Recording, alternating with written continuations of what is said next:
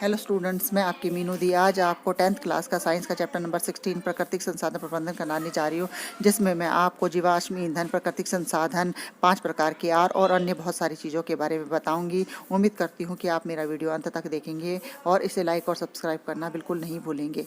इस चैप्टर में मैं सबसे पहले आपको बताऊंगी कि प्राकृतिक संसाधन किसे कहते हैं। वे संसाधन जो हमें प्रकृति द्वारा दिए जाते हैं और जीवों द्वारा इस्तेमाल किए जाते हैं, जैसे मिट्टी, वायु, जल, कोयला, पेट्रोलियम, वन जीवन तथा वन्य, इन्हें प्राकृतिक संसाधन कहते हैं। प्राकृतिक संसाधन 2 प्रकार के होते हैं, एक समाप्य संसाधन, दूसरा असमाप्य संसाधन। समाप्य संसाधन वे संसाधन जो बहुत सीमित मात्रा में पाए जाते हैं और समाप्त हो जाएंगे, वे समाप्य संसाधन कहलाते हैं। उदाहरण कोयला, पेट्रोलियम। दूसरा है असमाप्य संसाधन। ये संसाधन असीमित मात्रा में प्रकृति में पाए जाते हैं, वह समाप्त नहीं होंगे। उदाहरण वायु। इसके बाद मैं आपको बताऊंगी कि प्राकृतिक संसाधन प्रबंधन किसे कहते हैं। प्राकृतिक संसाधनों को बचाए रखने के लिए इनके प्रबंधन की आवश्यकता है, ताकि आने वाली अगली पीढ़ी भी उसको उसी तरह से इस्तेमाल कर सके जैसे हम करते हैं, और संसाधनों को का शोषण ना होने दे।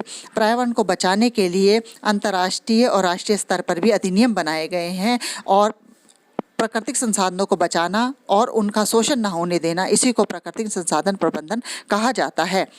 इसके बाद आपको बताऊंगी गंगा कार्य परियोजना क्या है। यह परियोजना करोड़ों रुपए का एक प्रोजेक्ट है, जिसे सन 1985 में गंगा स्तर को सुधारने के लिए बनाया गया था। जल की गुणवत्ता या प्रदूषण मापन हेतु कुछ कारक हैं। नंबर 1, जल का पीएच, जो आसानी से सर्वसूचक की मदद से मापा जाता है। नंबर 2, जल में क्लोरोफॉर्म जीवाणु, जो मानव की आंत में पाया जाता है, की उपस्थिति जल का संदूषित होना दिखाता है। तो इस परियोजना का काम है गंगा को दूषित होने से बचाना, ताकि गंगा का जल शुद्ध रह जाए और लोगों के पीने योग्य बना रहे। अब मैं आपको बताऊंगी कि पर्यावरण को बचाने के लिए 5 प्रकार की आर क्या है। सबसे पहला है इनकार, इनकार, फिर कम उपयोग, तीसरा है पुनः उपयोग, चौथा है पुनः प्रयोजन, और 5वां है पुनः चक्रण। इनकार, सबसे पहले मैं आपको बताऊंगी इनकार। उपयोग न आने वाली वस्तुओं को ना कहना। उदाहरण, सामान खरीदते समय प्लास्टिक थैली को मना करना व अपने स्वयं के थैले में सामान खरीदना। नंबर 2, कम उपयोग, वस्तुओं का कम उपयोग करना। उदाहरण आवश्यकता न होने पर पंखे व बल्ब का स्विच बंद करना, या टपकते नल को ठीक कराना व भोजन को ना फेंकना। नंबर 3, पुनः उपयोग, फेंकने के बदले वस्तु का पुनः उपयोग करना। उदाहरण, जिस पानी से फल और सब्जी हम धोते हैं उसे पौधों में डाल देना। नंबर 2, कपड़े धोने के बाद बचे पानी से फर्श व गाड़ी साफ करना। नंबर 4, पुनः प्रयोजन, वस्तु को पुनः किसी अन्य कार्य के लिए उपयोग करना। उदाहरण, टूटे हुई चीनी मिट्टी के बर्तनों में पौधे लगाना। नंबर 5, पुनः चक्रण, पुनः चक्रित हो जाने वाली वस्तुओं को अलग करना। उदाहरण, प्लास्टिक, कांच, धातु आदि को कबाड़ी वाले को दे दे। ये था हमारा 5 प्रकार के आर। पुनः इस्तेमाल, उपयोग, पुनः चक्रण से बेहतर है, क्योंकि इसमें ऊर्जा की बचत होती है। हमें संसाधनों के प्रबंधन की आवश्यकता है। ये प्रबंधन की आवश्यकता क्यों है? क्योंकि ये बहुत सीमित मात्रा में संसाधन। नंबर 2, स्वास्थ्य सेवाओं में सुधार के लिए जनसंख्या में वृद्धि हो रही है। इसके अलावा सभी संसाधनों की मांग भी तेजी से बढ़ रही है। इसलिए हमारा कर्तव्य बनता है कि हम संसाधनों का शोषण ना होने दें और संसाधनों का प्रबंधन करें, ताकि आने वाली पीढ़ी तक के वो सभी चीज़ें आसानी से मिल सके। इसके बाद मैं बताऊंगी संपोषित विकास किसे कहते हैं। संपोषित विकास की संकल्पना मनुष्य की वर्तमान आवश्यकताओं की पूर्ति और विकास के साथ साथ भावी संतति के लिए भी संसाधनों का संरक्षण करती है। इसे संपोषित विकास कहते हैं। प्राकृतिक संसाधनों की व्यवस्था करते समय निम्न ध्यान देना होगा। नंबर 1, दीर्घकालीन दृष्टिकोण, ये प्राकृतिक संसाधन भावी पीढ़ी तक उपलब्ध हो सके। नंबर 2, इनका वितरण सभी समूहों में समान रूप से हो, ना कि कुछ प्रभावशाली लोगों तक ही इनका लाभ हो, अर्थात गरीब और अमीर को बराबर ही सब चीज़ों का सेवन कर सके। नंबर 3, अपशिष्टों से सुरक्षित निपटान का भी प्रबंध होना चाहिए, क्योंकि अगर प्रकृति में अपशिष्ट पदार्थों की मात्रा अधिक हो जाएगी तो प्रदूषण का खतरा बढ़ जाएगा। इसके बाद में आपको बताऊंगी जैव विविधता किसे कहते हैं। जैव विविधता किसी क्षेत्र में पाई जाने वाली विभिन्न स्पीशीज़ों की संख्या, जैसे पुष्पी पादप, पक्षी, कीट, सरीसृप, जीवाणु आदि जैव विविधता का उदाहरण है। इसके बाद अब मैं बताऊंगी दावेदार। कुछ लोग जिनका जीवन कार्य किसी चीज़ पर निर्भर होता है, वे उसके दावेदार कहते हैं। दावेदार जिनकी वनों पर निर्भरता है। नंबर 1, स्थानीय लोग, ये अपनी आवश्यकताओं के लिए वनों पर आश्रित होते हैं। सरकारी वन विभाग, सरकार जिनके पास सरकार वनों का तथा वनों जो वन विभाग है, वनों सरकार जिनके पास जो वनों से प्राप्त जो प्रकृति को बचाना चाहते हैं, वनों का स्वामित्व है, उत्पादों का उपयोग है तथा वनों को नियंत्रित करते हैं, उद्योगपति। और नंबर 4 वन जीवन व प्रकृति प्रेमी। इसके बाद आपको बताऊंगी कुछ ऐसे उदाहरण हैं जहां के निवासियों ने वन संरक्षण के लिए बहुत महत्वपूर्ण भूमिका निभाई है। नंबर 1 खेज वृक्ष। अमृता देवी बिश्नोई ने सन 1731 में राजस्थान के जोधपुर में एक गांव में खेजरी वृक्ष को बचाने के लिए 363 लोगों के साथ अपने आप को बलिदान कर दिया था और भारत सरकार ने जीव संरक्षण के लिए अमृता देवी बिश्नोई राष्ट्रीय पुरस्कार की भी घोषणा उन्हीं की स्मृति में दिया जाता है। नंबर 2 चिपको आंदोलन। यह आंदोलन गढ़वाल के रेनी नामक के गांव में हुआ। वहां की महिलाएं उसी समय वन पहुंची जब ठेकेदार के आदमी वृक्ष काट लेते। महिलाएं पेड़ों से चिपक गई थी और खड़ी हो गई थी और इनको वृक्ष काटने से रोका था। तभी से ये आंदोलन चिपको आंदोलन के नाम से जाना जाने लगा। यह आंदोलन तीव्रता से बहुत बड़े समुदाय में फैल गया और सरकार को वन और संसाधनों का उपयोग करने के लिए प्राथमिकता निश्चित करके पुनः विचार करके मजबूर कर दिया कि वो जंगलों की लकड़ी ना काटे। नंबर 3 पश्चिमी बंगाल के वन विभाग ने श्रहित हुए साल के वृक्षों को आराबाड़ी वन क्षेत्र में नया जीवन दिया था। तो ये था कुछ उदाहरण जिन्होंने वन संरक्षण के लिए बहुत ज़्यादा महत्वपूर्ण भूमिका निभाई, जिससे वहाँ के क्षेत्र हरे भरे हो गए। अब मैं आपको बताऊंगी कि सभी के लिए जल का क्या अर्थ है। देखिए, जैसे आप जानते हैं कि जल हमारे लिए बहुत महत्वपूर्ण है, चाहे पशु पक्षियों हो, पेड़ पौधे हो या मनुष्य हो, सभी के लिए जल बहुत ज़्यादा उत्तम है, ज़रूरी है। वर्षा हमारे लिए जल का महत्वपूर्ण स्रोत है। भारत में कई क्षेत्रों में बांध, तालाब और नहरें सिंचाई के लिए उपयोग की जा रही हैं। अब मैं आपको बताऊँगी बांध क्या है।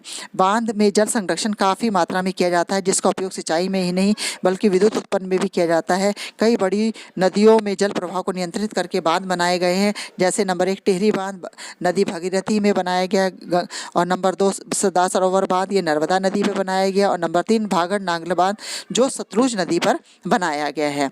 बांधों से हमें क्या क्या लाभ होते हैं और क्या क्या हानियां बताऊंगी। बांधों के लाभ। सबसे पहले बांधों के लाभ। बांधों के लाभ क्या क्या है? बांधों के लाभ ये हैं, नंबर 1 सिंचाई के लिए पर्याप्त जल सुनिश्चित करना, नंबर 2 विद्युत उत्पादन करना, नंबर 3 क्षेत्रों में जल का लगातार वितरण करना, और बांधों से इसके अलावा हानि भी है, सामाजिक समस्याएं।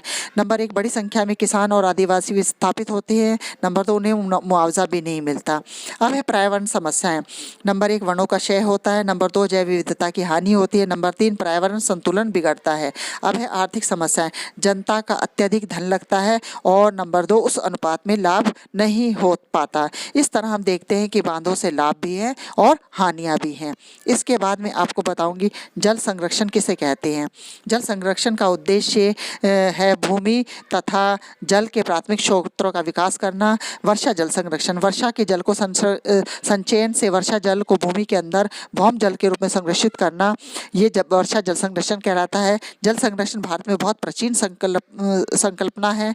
कुछ पुराने जल संरक्षण के तरीके कैसे थे? नंबर 1 तकनीक दे रखी है और राज्य। खादिन, बड़े पात्र, नाड़ी ये राजस्थान में, बंधारा से ताल महाराष्ट्र में, बेथिस मध्य प्रदेश उत्तर प्रदेश में, आहार और पाइन बिहार में, एरिस तमिलनाडु में, कुल हिमाचल प्रदेश में और बावड़ी दिल्ली में।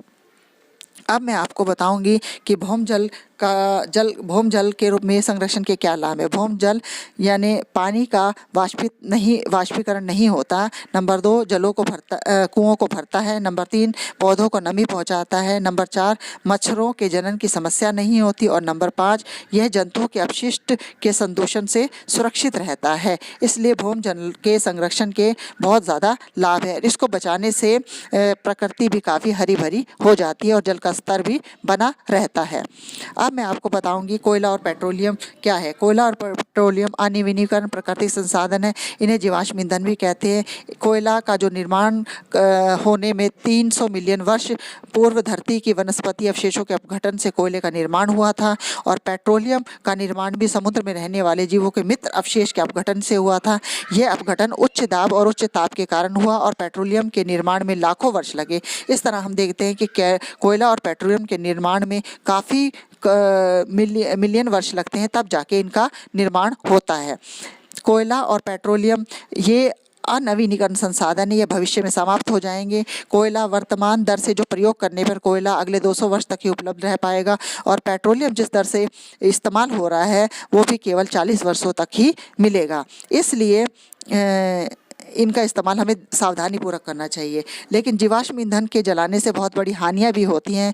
इनके जलाने से क्या क्या हानि होती है? जैसे कोयला पेट्रोलियम एक जीवाश्म ईंधन है, इनके जलाने से सबसे पहले एक होता है वायु प्रदूषण। कोयला और हाइड्रोकार्बन के दहन से बड़ी मात्रा carbon monoxide, carbon dioxide, nitrogen oxide उत्पन्न होती है जो वायु को दूषित करती है। नंबर 2, बीमारियाँ। प्रदूषित वायु कई प्रकार की श्वसन समस्याएं पैदा करती है और कई रोग जैसे दमा, खांसी का कारण बनती है। नंबर 3, वैश्विक उष्णता।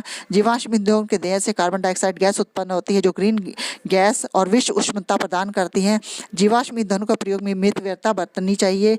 नंबर 1, ये समाप्य और सीमित है। नंबर 2, एक बार समाप्त होने के बाद निकट भविष्य में उपलब्ध नहीं हो पाएंगे क्योंकि इनका निर्माण बहुत धीमी प्रक्रिया द्वारा होता है। इनके निर्माण में कई वर्ष लग जाते हैं। जीवाश्म ईंधन के प्रयोग को सीमित करने के उपाय। नंबर 1, जिस विद्युत उपकरणों का उपयोग नहीं हो रहा स्विच बंद कर दें। नंबर 2, घरों में CFL का प्रयोग करें जिससे बिजली की बचत हो।